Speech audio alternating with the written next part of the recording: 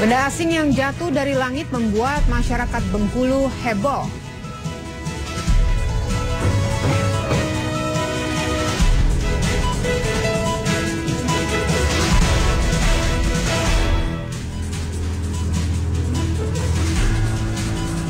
Selamat petang saudara, kembali kami mengisi ruang informasi Anda petang ini.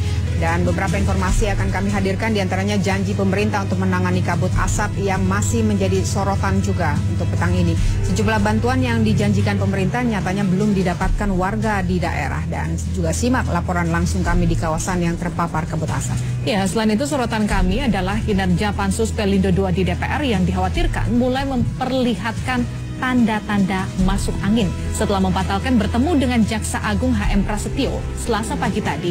Apakah Pansus Pelindo ini akan bernasib sama seperti Pansus skandal Senturi 5 tahun lalu? Saya Liviana Charlisa. Saya Denta Mirakusuma, inilah Kompas Petang selengkapnya.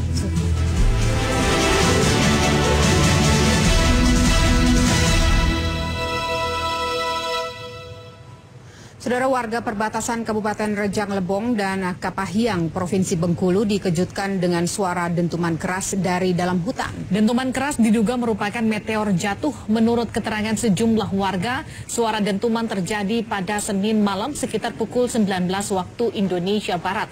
Warga menduga lokasi dentuman berada di hutan Desa Palalo, Kecamatan Sindang Kelingi, Kabupaten Rejang Lebong.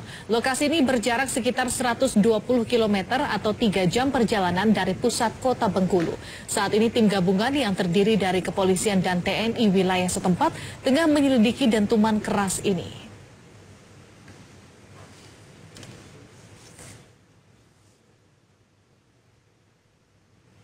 Dan saudara, dentuman keras yang terdengar dari pedalaman hutan Bengkulu menjadi pertanyaan banyak pihak. Benarkah benda ini merupakan meteor? Dan saat ini kita sudah terhubung dengan Kepala Lembaga Penerbangan dan Antariksa Nasional atau LAPAN, Thomas Jamaludin. Selamat petang, Pak. Selamat petang.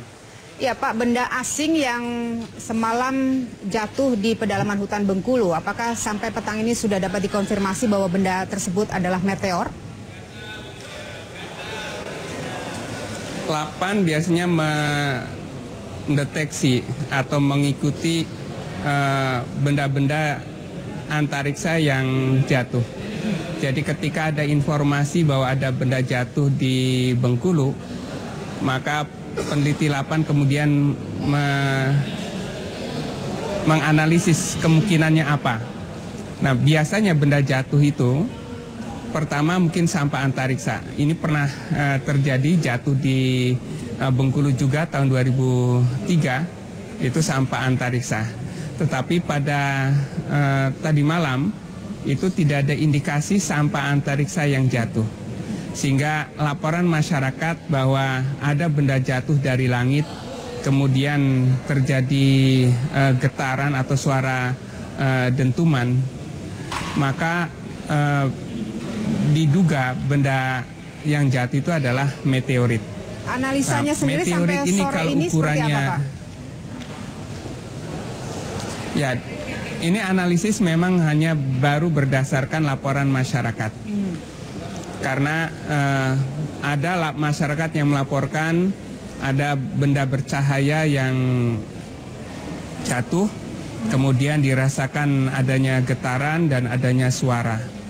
Jadi ini bisa diduga kuat bahwa itu meteorit yang jatuh. Oke, dan ada informasi lama, juga Thomas, tidak untuk ada bisa benda menganalisis bahwa benda asing yang jatuh di pedalaman hutan itu bisa dikategorikan sebagai meteor? Tentu analisis pasti itu setelah ditemukan lokasinya ya.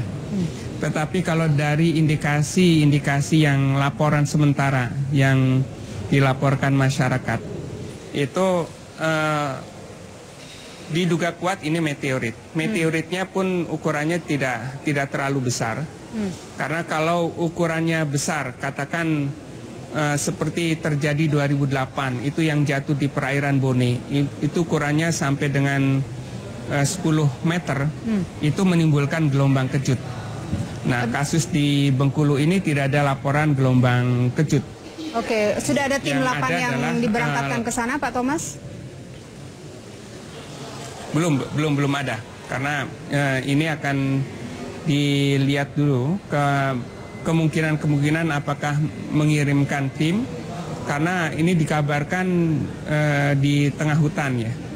Jadi mungkin masih melihat kemungkinan laporan dari lalu masyarakat. Metode analisanya akan seperti apa Pak kalau hanya berdasarkan laporan dari masyarakat terkait dengan adanya benda asing yang jatuh?